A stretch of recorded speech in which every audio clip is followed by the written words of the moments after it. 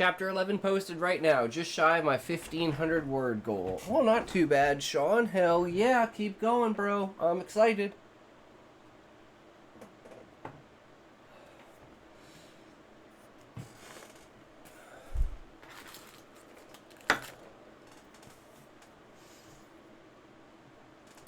Okay, let's see what the man, the myth, the legend has to say. Although I could probably guess. Same thing he's always said. This shit is bad, and when it happens to them, oh boy, they're gonna cry. But they're always gonna say, oh, January 6th, you did this on January 6th. Or all these other things. Oh, you killed Democratic lawmakers. Yeah, but this is something that goes beyond that. There's something where it's like, this is somebody who has nothing connected to the government. He had no influence over policy. He only had influence over, like, the fact that other people resonated with his opinion. It's the fact that people didn't like the fact that people resonated with his opinion. And, like, I'm gonna say, I think this is a fucking conspiracy. 100%. And it's the beginning. It's not the end. It's gonna end with, like, 10 different fucking people being, like, fucking assassinated. And then the world's gonna turn into the dystopia it's always meant to be.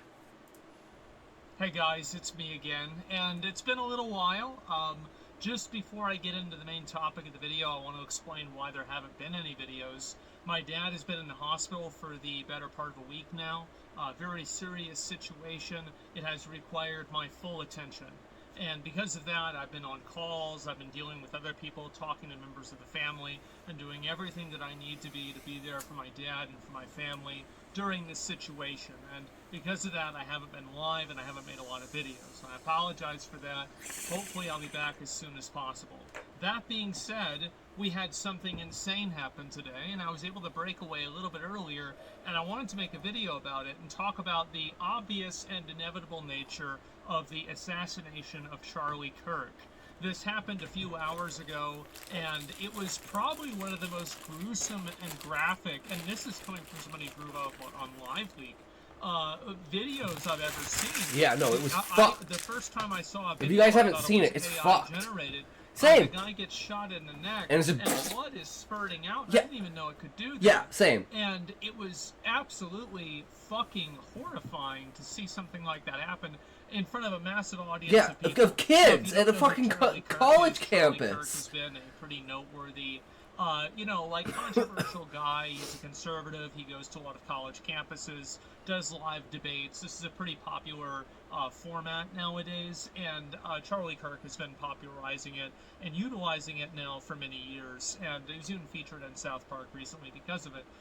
Charlie Kirk definitely is not a super radical right-wing person, but I would say that he's more of the moderate to, kind of extreme right-wing. Very, very, I would say, minor. Lukewarm, though, in my opinion. At least especially, and this is where we're going, especially compared to now. And what I think is going to happen now, because obviously these shootings like this don't really happen inside of a vacuum. And they never do, they never have.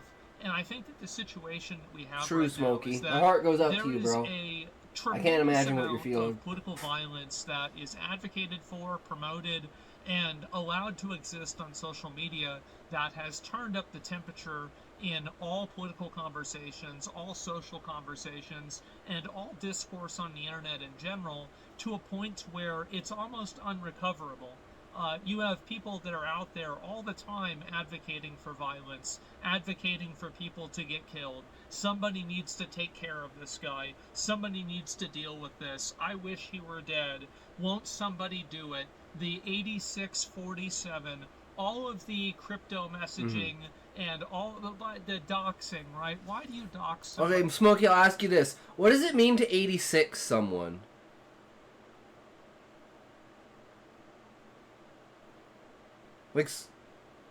Like as a younger person, Smokey, what does it mean to 86 someone? And I'll ask you, Sean, as an older person, what does it mean to 86 someone? I've known this term since I was like 8 years old. But apparently people are starting to think this doesn't mean to off someone. Because, yeah, it's because, like, it was the Bryan Cranston 86-47 thing with, like, the rock formations at the beach. Where it was like, yo, dude, like, you can't fucking do that. We all know what you're doing, right? Why do you post the person's home address? It's to make other people that are insane, like the person who killed Charlie Kirk, it's to give them the ammunition they need to kill that person. Yeah. And to put that person's life in Yeah. danger. That's why they're doing it. And so that's the reason why they want to find out the identities of ICE agents. That's the reason why they want to find out the identities of Tesla owners, like at the beginning of the year. It's so they can destroy their car and destroy their lives. And this isn't necessarily a one-sided thing. I think that in the last... Okay. Stone D, how's it going? Welcome, welcome. Or Stown D. How's it going? I believe it means to remove someone or something in military terminology. I can't be entirely sure. When you 86 something from the menu, it means you're out of stock. Okay. So, essentially it is a euphemism for getting rid of something. So, could easily be turned into killing someone. Or offing someone. Definitely like a dog. It could be considered a dog whistle for that. Same as like the idea of getting rid of someone. Someone's got to get rid of them. Someone's got to deal with them. Someone's got to do something about this guy, right? So Stone, since you're you're new here, what's your? I'd like to hear your opinion on this. Anything from you know, the political violence to online rhetoric to is the world fucked? Are we at an unrecoverable point where we are at the point where we have the most access to communication, yet no one will listen to anyone? And I think that's just a human failing of communication, because I think humans just innately are bad at communicating. And the language is just like, the language we choose to communicate with sucks. English sucks. I hate English. It's like the worst language. And yet it's like the most prime language, because it contains most of other languages within it. And it's such a malleable language, right? But I'm interested to see someone's opinion on it. Because my opinion is basically like,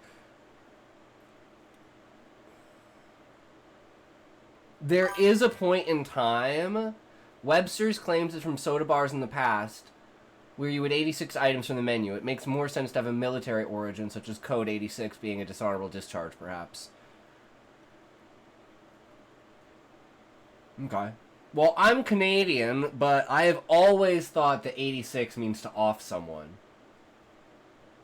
And me and my friends used to make jokes about that, because we had this one guy in school who was, like, really fucking annoying, and he just, like, we told him just to leave, but he never would, so we just, like, make fun of him, and me and my friend would, like, make all these jokes about how we were gonna kill him and hide his body and shit.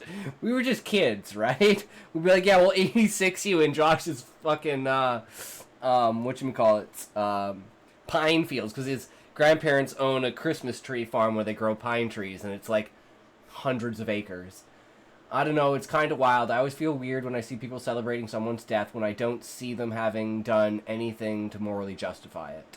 I agree, Stown. Like, if people were celebrating the death of the guy, like, if the guy dies, of the guy who stabbed the Ukrainian chick on the train, yeah, sure, that's understandable. I'd still say, like, you know, you shouldn't be cheering for someone's death. You should be, you know, like, instead of cheering for the guy's death, you should be mourning the girl's death, right? I think it's a matter of priority and where you're putting your energy. And I think it's better, like, as a human, to put your energy towards mourning the person than celebrating the other person's death.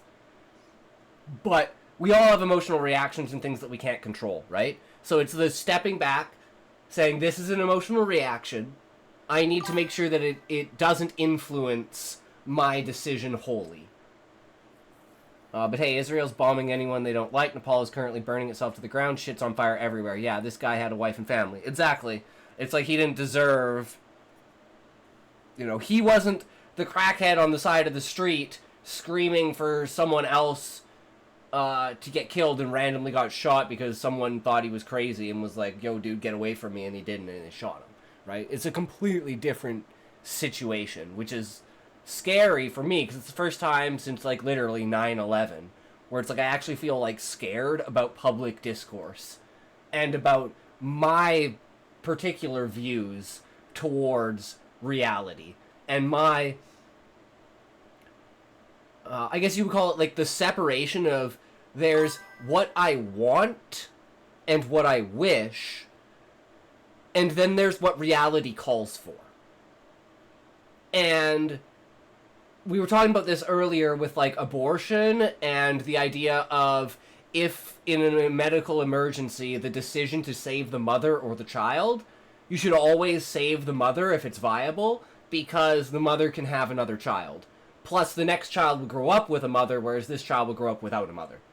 So it's just like on a worst-case scenario, you have to choose one. But I feel the world we live in now is people are so unwilling to make that sacrifice that they're willing to let both the mother and the baby die because they can't pick which one they want to save. And I think that's a social paralysis that's been created by this rhetoric around you can only have these certain ideas. And I think it mainly came from COVID, of being like, you can't be against the COVID vaccine. You can't say that the COVID vaccine is a scam. Right?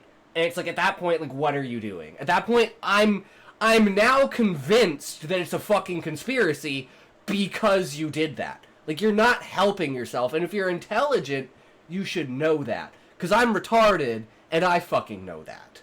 So that's what scares me the most. It's like, this guy said this, and I thought it was the craziest thing, and I resonate so much with it. I am too stupid for this many people to be dumber than me. It's fucking scary. All people want to do now is own each other with gotchas and collect ass pats. Yeah. The brain rot of the world has basically split people, like, down the middle, where I think, let's say, people that are under 20 have a completely different perspective of what we believe the world should be, or at least, like, people above 20, like, people that were born in 2000, like, people that were born in the 90s, people that remember what it was like before 9/11, even as a Canadian, because I'm Canadian. So this is kind of a vicarious effect where it doesn't fully affect me, but it does through a ripple. And Canada's not any better, but we don't have this, at least to my knowledge.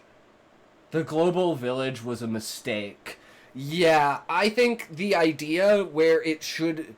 Like, I think the only thing to do is to take a reset and take a step back, and we can't do that.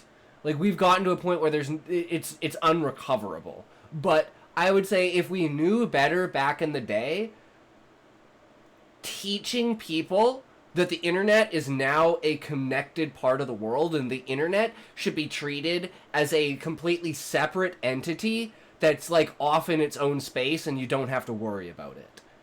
But we've created it where people feel that they are so connected to being online that if they're forced offline, they have to kill themselves. Because now they don't have an online presence. Now they don't have a following. Now nobody cares for them. And it's kind of like ingrained into society now because it's so prevalent, right? Like, I didn't have a TV or a computer until I was 13. I didn't have the internet. The school and my friend's house was my internet.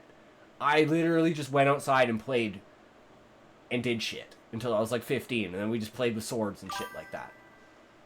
No more Discord kittens. And that's another thing too, is like the okay, this is really fucked up, but I'll tell you this really personal story from... I was a fucked up kid. I was like 15. And I'm bi, so, and I'm a femboy. So, you know, I was trying to come to terms with myself, let's say. And let's say I was not willing to be like publicly sexually active in that way, so I went towards the internet for it. But the only source of the internet I had was Final Fantasy XI on my PS2.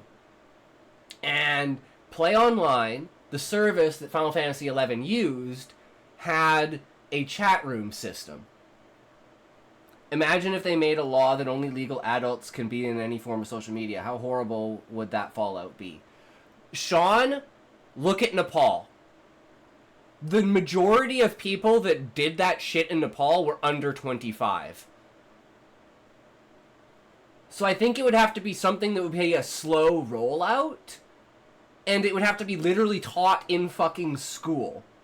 And, like, reasoned through for, like, 20 years before it could be implemented.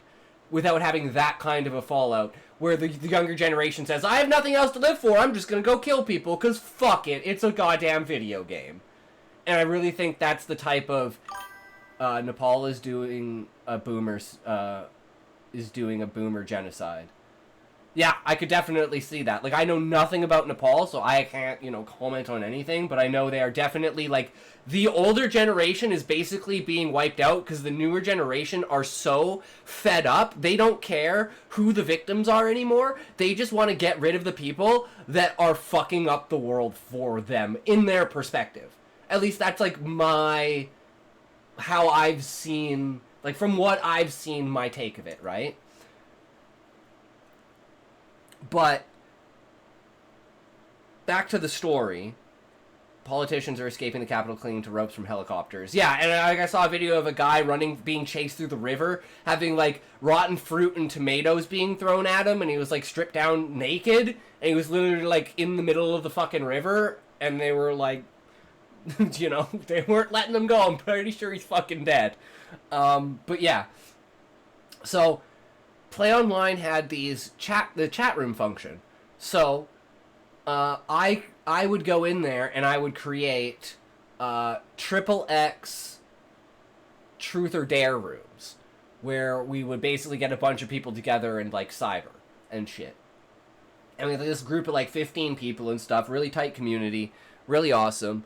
But we had this, like, brother and sister that were, like, it was super fucked up, right? We were pretty sure it was fake, but it was, like, they were, like, super into incest. They had, like, 2 different accounts, and it was, like, fucked up. But anyways, so then there's this whole thing where they were, like, yeah, they tried to kill themselves and stuff. And it was, like, I had this, like, massive freak out in real life where it's, like, you know, why are people so stupid kind of thing? Like, how does this kind of shit happen? But it was, like, I was just, like, a 15-year-old kid doing my dumb shit, but I was, like, literally, like, grabbing beer from my dad's out of the fridge, like, screaming at 3 in the morning on my roof and shit, like, yelling at the world and stuff like that. And it's, like, I totally understand where people are coming from, man. So I can't imagine what the fuck it's like for kids nowadays. It's fucking scary to think about. But, yeah, it's just a personal story for me. You know? Those things that can, like, just... Even from that age, I'm like, why are people so fucking stupid? I don't understand. Why can't people just get over shit? And I have a hard time getting over shit. That's me saying that. The crybaby little bitch fuck. So it's like, what? Last 5 years or so, especially since BLM, it's been a, like, 90% left-wing thing. But that doesn't mean that the 10% right-wing people are right either. But I do think that now you're going to see a lot more right-wing people balancing out those scales. Which is the fact scary. is that you can take a knife to a gunfight all you want, and you can think that you're honorable, but you're going to end up being dead. Mm-hmm. And I think that's what right-wing people have done for a very long time. They've tried to speak above the political violence. They've tried to advocate above it and not try to stoop down to that level. But the issue is that a lot of these social media companies have expressed literally zero desire to even do the bare minimum of moderation. Mm-hmm. I think that 2 of the worst actors are Twitter or X. Culture is so them versus us. There's no seeing eye to eye anymore. Back to McCarthy era. Levi would agree with you if you were if he's in here. If you are Levi and you want your input on this, but yeah, it's a very much at this point like is the solution to this literally separating the United States into two different countries? And we just take all the Democrats and we put them on the left, and we take all the Republicans and put them on the right. And then you can you could literally have like the four nations, and it'd be like, you know, your conservative liberals, Democratic conservatives, Republican conservatives, Republican liberals, Democratic liberals, and have all the different points of view. And it's like, if we are so divided and it's so split down the middle, what's the harm in becoming two different countries? If those are the facts. If, like, 55% of the country wants to be, let's say, whatever the Democrats believe, and 45% of the country wants to be whatever the Republicans believe. At this point, what is the harm in just making two different countries? Versus getting to the point of having a civil war, which even it doesn't matter which side wins the civil war, the side that loses is still always going to have like an element of resistance, an element of pushback, an element that's going to not allow that country to thrive. So I think it's super arrogant for us as humans to, at this point, think that, oh, one world country, like a global country, would work. Because people just have so many different perspectives and views on the world and the shit that we can't agree on. It's like, the only way we would ever get a global government is if it was an oppressive government that was enforcing its rules through dictatorship and military force. And at this point, that's what I'm starting to believe, on top of, like, the Illuminati and conspiracy theories and everything like that, or just the fact of, like, humans are just terrible people. And I feel like we could solve all of these problems, we just don't. And the reason that we don't is because the people that could solve the problems are benefiting from the problems. So it's like Asmon always says, when coincidence and, what's the word?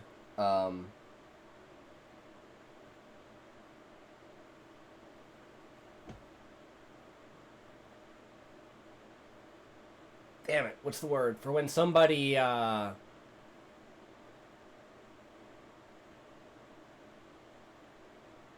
has an agenda for something, like a purpose. Incentive. When coincidence and incentive collide, it's not coincidence. And Reddit. Both of these platforms are full of a bunch of extremist nut jobs that not only should have their accounts banned, but they should probably be put in mental institutions. And I think that now, I find it to be kind of interesting taking a step back for a week or so and seeing how many people are coming around to the inevitable reality that this is the only path forward. There are so many people in society now that are just completely unhinged, under-medicated, and really just completely insane, that you can't have a person like that running wild out in society. They cause problems for themselves, not to mention everybody else around them. And I think that the society, we need to have an honest conversation about how to deal with these people in a way that, I'll be real, I don't really care about the people that are crazy. Their well-being and the way that, you know, things are for them. Of course, obviously. See, what I'll say is Asmon's really bad at being super aggressive and just, like, presenting his thing. What I would say is, a better way to say it is I care about them, but I don't care about them as much as I care about innocent people. And I care about them enough to basically, like, it's like the parent seeing the toddler with a knife.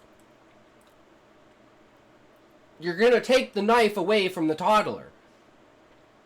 You're not just going to be like, oh, look, he's playing with a knife. Oh, shit, he stabbed himself in the face. Oh, well, that's what you get, man. You live, you learn. No, you're going to take the fucking knife away from him. And that's kind of the idea. The euphemism for it is like taking the power away from them by institutionalizing them and figuring out why they're doing what they're doing. And if they're just an advert to society, get rid of them, because society at this point has evolved enough that we don't need these people in society. And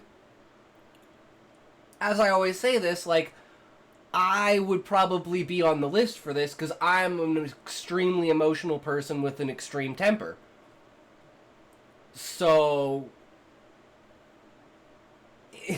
there would definitely be points in time in my life where I would have ended up in that state, and it probably would have been better for me, because then I wouldn't be fucking, drinking, smoking weed, and fucking over the rest of my family and friends because I'm a fucking piece of shit. I'd be actually, like, held accountable, instead of them just being like, he's just going through a phase, don't worry about him. It's not for my benefit. And that's coming from, like, a personal experience, right? It's like, I had to figure fucking everything out on my own.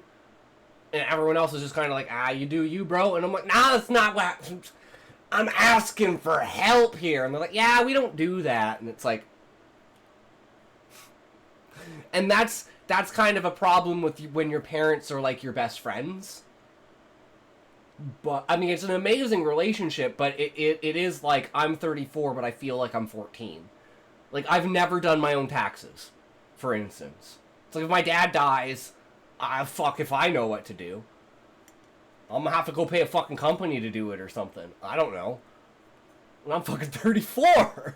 I know how to do that shit. But it's like a being coddled, right? And that's the problem with being protected, is you need to be picked up and put outside of the crib in order to live and grow and experience. Or you're going to be a baby your entire fucking life, and then when you have kids, you're just fucked, because you got no one to take care of you. And I feel like 20 years from now, that's where we're going to be, and that's going to be the collapse of society. It's going to be idiocracy, but it's not going to take 500 years. I wouldn't want it to be bad, but it's certainly not important. What's really important is all the people who aren't crazy, making sure that people that are not crazy, that are good actors, that are law-abiding citizens, are able to live a life of peace, a life of prosperity, and a life without fear of going on the subway, for example, as at the recent event as well. And I think that every single person in the world deserves to live in a place like that. And I don't want to see, America turn into a PvP server. And it sure seems like it is. And I think that in order to prevent that from happening, we need to have honest conversations about what do you do with people that, get arrested 14 times. And it's not even a question, right? You put them in jail and you throw away the key, and you compel them to work, and that way you can make the money back from imprisoning them forever. That's the way that you solve that problem. It's very simple, actually. But for some reason, the way that makes people feel has... Be as inhumane as they are. They don't deserve humanity. They've thrown their humanity away. This is what we always done. And one of the biggest problems also for this is, since the punishment isn't there, there's no incentive for the criminal to stop. If the criminal knows that they're just going to get out of jail in a month, there's no incentive for them to not commit the crime anymore. And it's like, our entire legal system should be based around the fact of, I don't want to do that because I don't want to get in trouble. Hey bro, hope everything is going good. It is, Mr. Ahmed. We're just, we're just having a kind of very deep conversation talking about Charlie Kirk, watching Asmon's video about it. We're going to do some commentary on it with AI afterwards, discussing a couple of things. This is a touchy subject, so I'm not going to do a story on it, because this could literally be its own fucking story. So I don't like to do, like, real-world events that are, like, close at hand. Like the murder, assassination of someone, right? It's like the burning down of the Nepal government. That's a bit different. It's a different country. It's just burning down of parliament. That's actual government. The problem here is that Charlie Kirk was not a member of government. He was simply a voice for activism for his political party and his beliefs. So the fact that he had, as far as I know, no influence on actual policy or being a senator or being a member of Congress or being a fucking mayor or something like that. He was just a random guy talking to people about stuff. And I think that is the scariest thing that we need to focus on, is the fact that this has gone from killing CEOs of healthcare companies that are killing people to killing innocent people, innocent Jewish people at Jewish embassies, to now killing a political activist who has no ties to a government structure. The next thing is some random guy who speaks out on you on the street who says, you're wearing a MAGA hat, I don't believe in that. Next thing you know, he shoots you in the face. It's like, that is not the direction of the world I want to go. And if I can have or do anything to stop that from happening, despite being Canadian and having no real control over American politics, but just being someone that's one small voice to speak out and say, I don't know, man, add my voice to the other ones, not sure about this. We're going in the wrong direction, boys. We gotta re-steer this ship. Or have we already hit the fucking iceberg? I don't know. And it's because it works. And the problem is that now we have so much resource that's dominant. We need a MASA hat. Make America sane again. That's a good one, Sean. I like that. By emotional thinking that's dominated by the most unstable, the most virtue signal, the most, ridiculous performative empathy possible, and that's defining a huge political voice in the country. This has become a tremendous detriment to everyone. And I think that with people like the shooter that probably shot Charlie Kirk, with that guy in the... And again, the biggest thing is the fact that the shooter got away. Or as far as we know, the shooter's at large right now, but we have, no information, at least there's no public information about the shooter. And usually, in this case, they would release public information in order for people, and put out, a warrant, and an FBI most wanted thing with a bulletin of a sketch artist of his face and a description, right? The fact that there's absolute radio silence means they probably have no information, or the little amount of information they have is not enough to justify putting out a bulletin because it wouldn't be accurate, right? And it emboldens more people because they're like, oh shit, well this guy got away with it, maybe I could get away with it. And I think that is, again, probably the second scariest thing, is that it'll embolden people if this guy actually winds up getting away with it. Because then it'll say to people, I can get away with it. Whereas, for instance, with, the assassination, or the attempts on, President Trump and stuff like that, or, with, Luigi Mangione, and the guy who shot the couple in the Jewish embassy, or the Israeli embassy, they were all caught. But now this one guy gets away, and it emboldens everyone else to do this kind of rhetoric. And like I said, it's not just looking at Democrats, it's looking at Republicans, it's looking at Democrats too. Because the Republicans are going to come back hard with this, and some crazy Republican is going to go kill a fucking Democrat. And it's just going to get this out of fucking spiral control. I've seen this guy somewhere. Hello, hey everyone, hey Shaw. This is Asmongold, of course you've seen him. He's everywhere. Asmongold's the best, man. He speaks the truth. He lives his truth. He doesn't hide it, and he's not ashamed of it, and he knows that people disagree with him, and he knows that that's okay, and that people are allowed to disagree with him. I think that's probably one of the biggest takeaways from Asmon, is that he actually actively encourages people to, challenge him. It's like me, when I say, if I state something and I don't give an example, I'm bullshitting, call me out on it. Because if I know what I'm talking about, I will use an example. But I will also try to get away with bullshitting as much as I can. Because I'm only fucking human. So that's why I gotta warn people to not let me get away with it and hold me accountable. Subway that stabbed that Ukrainian woman, or with that trans shooter that shot up the school.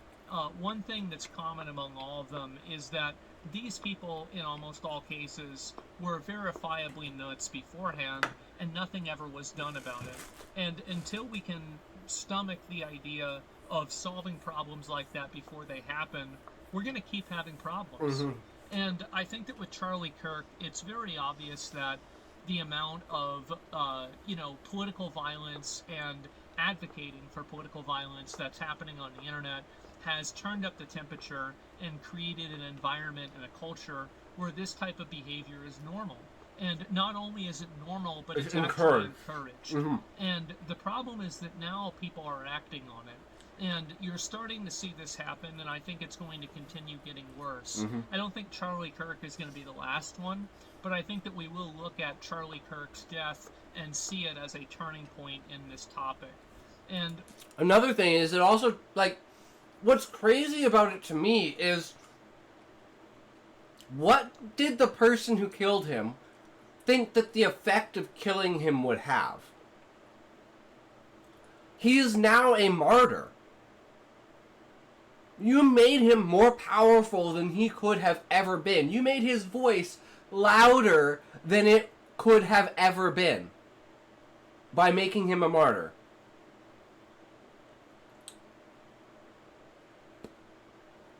And that's kind of where it's like, this is where the whole conspiracy comes from, because it's like, it makes sense if it's an angry person who's angry over policies that affected them.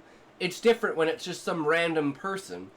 And the greatest thing is, I'd like to find out who the shooter is to know if it was, like, what was the motivation? Was it 100% political motivated? Was it a personal grudge? Was the guy just straight up insane? Was he encouraged by someone else? Because that's the other thing. It's like, is there a third party going around to random schizo people and telling them these fucked up stories? And what story this brings me back to is, if you guys have ever heard of this, the assassination of Kim Jong-il, I think it was, Kim Jong-un's younger brother. So he fled North Korea, and he came to the States, and what happened is these two Vietnamese women were recruited by this YouTube company who did YouTube prank videos. And for 3 or 4 months, they basically did these random pranks to random people. And then one day, they do this one specific prank to this one specific person, and he dies. And it's one of the greatest political assassinations in history. And, yeah, the two women were eventually, like, acquitted for, like, they just didn't know. There was no way that they could have known. Like, this was so ingrained and set up that it's like there's no way that this wouldn't have happened. And it's fucked up to think, but I feel like that's the level of stuff that we're getting to, is like, you know it's bad when you're comparing your country to something that North Korea did. Right? Like, third-party people saying, hey, it's not necessarily hiring a hitman, but it's literally the same thing as hiring a hitman. Getting a schizo crazy person who would believe anything to believe this crazy story about this person and then go out of their way to shoot them. And that's basically, like, the premise of my conspiracy theory. Is that it's some third party going out there and telling and feeding this information to these people and then getting them to act in their place. Because these people are not people that seem even capable of doing this on their own. And I think that's another thing that adds to it. Especially with the people that were, like, trying to assassinate Trump and stuff like that. So to me, I could definitely... It's not like I believe that. It's just that as a writer and a creator and a potent mind, I can see the dots that lead to that reality. Right? And what's scary about that is, looking back 10 years ago, I wouldn't have been able to say that. And that's for a lack of creative thinking. Because the world has just shown me that it can be fucked up. Way more fucked up than even my fucked up imaginings of what my most, like, diabolical character origin stories are. Or shit like that, right? Like the car lock with the Kucha, right? It's just like, separating the difference between reality and fiction. And when reality becomes far worse than any fiction you can create, I think the world is definitely heading in the wrong direction, especially for someone who has a really dark, fucked up mind like I do. What I'm really trying to get at here with this entire point is that right now we are at a extremely pivotal moment. And I think that what's going to end up happening is that right-wing people are not going to continue to turn the other cheek. They're not going to continue to just, oh, well, you know, this is just a crazy left-wing radical. I think you're probably going to see right-wing people doing the same thing to left-wing people. And honestly, while I don't think this is a good thing, I certainly don't really feel that sorry for them. Because a lot of left-wing people have no problem advocating for violence, or at least using coded language. You reap what you sow, man. That's all I can fucking say. It's not good, but you reap what you sow. That goes on in situations like this where it's considered, oh, well, you know, this isn't actually what they meant, and no, this is actually some others. No, it is. It's exactly what they mean. They're trying to advocate for killing people that they disagree with. That's what's happening, and there's no talking around it. And to the extent that you try to, you're insulting the intelligence of anyone that you're speaking to. Yeah. And I think that now you're going to start seeing a lot of right-wing people end up doing this to left-wing people now even more. Because it's very clear that these social media platforms are not going to moderate this behavior. The FBI, for whatever reason, just refuses to deal with or have any degree of accountability for dealing with these obvious terrorists that are in the country. And because of that, I think you're going to start seeing an uptick of violence from right-wing people as well. And this is going... It's like when the government fails, like, what is the next step when the government fails to uphold the law? The people start to uphold the law. And everything then becomes vigilante justice. And in someone's head, in some way, this is probably vigilante justice. With like, this guy should have been in jail for the things that he was saying and the way that he talks. So, the fact that he's dead is, you know, you reap what you sow. But if you look at like what he actually says and like the way that he says it and anything, and at least from what I've seen from like the 7 hours that I've actually like seen, you know, clips of him and stuff like that, and as Smokey says, he was someone that Smokey watched on a regular basis. Like I watch Asmon, so it's like I can't imagine what, you know, that would be like if fucking someone assassinated Asmon or something like that, right? And it's like, Jesus Christ. The problem is, Asmon wouldn't be assassinated because the Republicans would be here and the Democrats would be here and their bullets would hit each other before, like, they hit Asmon. It'd be, like, right about to hit his forehead and both the bullets would, like, hit each other and, like, bounce sideways or some shit like that. Someone assassinated, they would have to beat the level 500 trash goblin in his room first.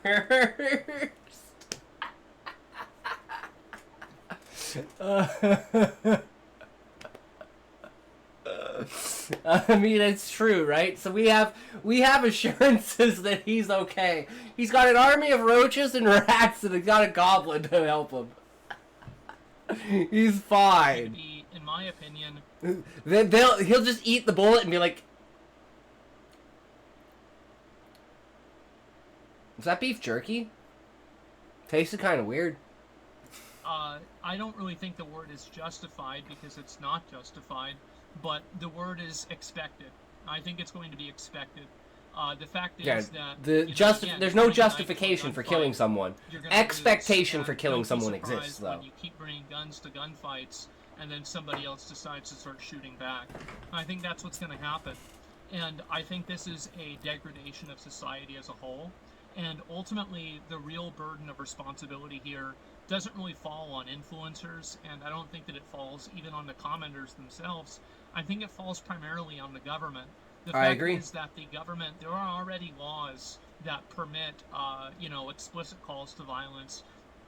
There's already laws that permit the types of stalking and doxing that people engage in online. And one of the big things that is a misconception is that people like me want new laws. We want any form of extra censorship at all. I certainly don't want that, and No. I don't know anybody else that does either. But what we do want is we want the existing laws to be applied and to be enforced in an accurate and a fair way, which is clearly not what's happening.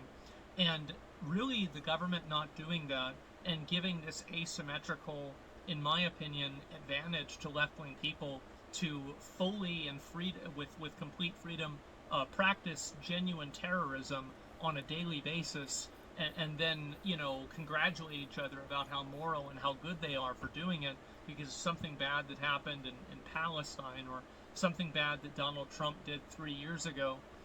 This is just simply a response. This is what's going to happen. And so, and I think that that's probably what it's going to take for these left-wing people to realize what a bad idea what they've been doing is. Because until it starts happening to them, until they start having people that are their friends or, you know, their, you know, like icons that they look up to, the same way people looked up to Charlie Kirk, you know, until they start seeing those people get killed, I don't think it's really going to be real for them. And unfortunately, I think that's the path that we're headed down because of the government and social media companies and every other seemingly governmental apparatus that has just completely hand-waved this problem and ignored it entirely. So the death of Charlie Kirk and the assassination of him should not come as a surprise to anyone.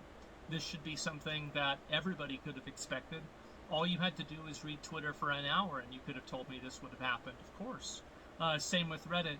And until that core problem is addressed, you will continue to see a rapid decline in any type of social discourse. And I'm actually kind of afraid to see what's going to happen next, because I think it's just going to continue getting worse, and I don't see the reason for it to stop. And so anyway, I wanted to make this video because it's obviously a topic that, you know, I've been talking about this a lot for the past few years now. And I was laughed at a lot, and people were telling me it wasn't that big of a deal, and oh, they were joking. Well, I saw the video. That wasn't a joke. And the reality is that those jokes and everything create a culture and an environment where the actual actions are more permissible. And you also have people that are the ones telling the quote jokes that are talking around just, you know, directly, you know, saying that this is a bad thing and it shouldn't be tolerated for any reason. You have, I don't want to go through a bunch of different names, but anybody, this is the way I look at it, I'm just going to make a categorical judgment here, is that any content creator or anybody like this who has been advocating for violence against a person in an extrajudicial way, I'm not talking about trying people who they disagree with for treason. This is advocating for the judicial process to be used against people they disagree with. I think that's fine.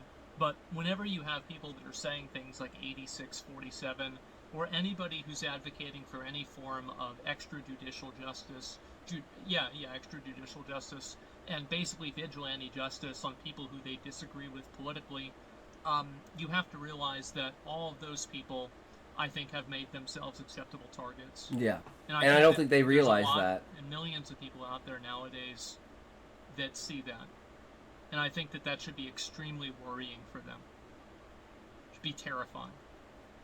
But the reality is that they have created that environment themselves through their own actions, through their behavior, and through their own words.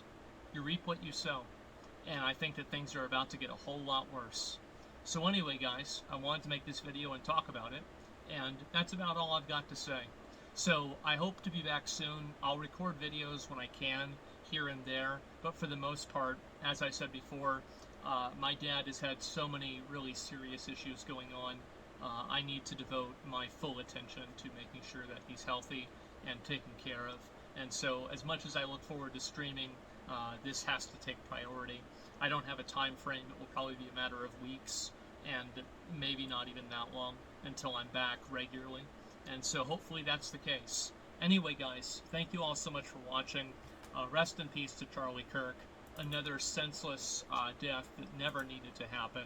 And I think that anybody who was, you know, talking about this and turning up the heat on any of this type of political rhetoric and discussing, or at least, flirting with the idea of political violence, I think all of those people have made themselves acceptable targets in all of the worst ways possible. And I don't think that this is a good thing either, but I think it's happened.